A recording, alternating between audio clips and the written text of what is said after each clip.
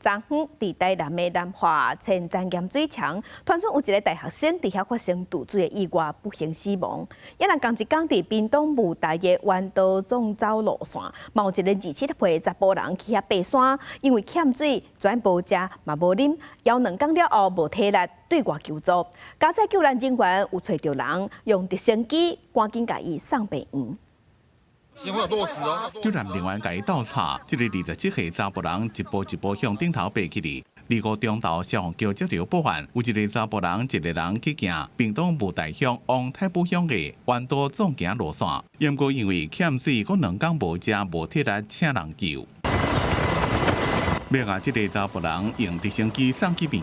院，不过同一条路线，救援人员拄好拄到有一位女性无顺利爬落去山坎，好在再无受伤。 将患者救援至步道以后，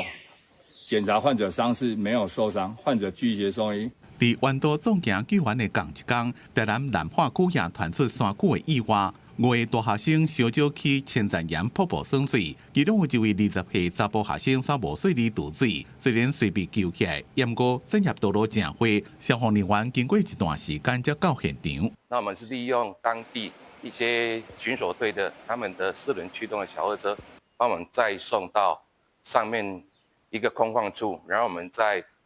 搬运我们的一些救护器材，然后下切到河床。不过吐水的查甫学生送到病院进前，心肺功能就已经停来，命也是救无大。救起来的时候，那个患者已经欧卡的情形，然后他的 身体那边有一点僵硬的情形。去山拿水边活动虽然正舒适，不过可能也是有危险。除了物资加补给要传有够，也要随时注意自身的安全。公司新闻综合报道。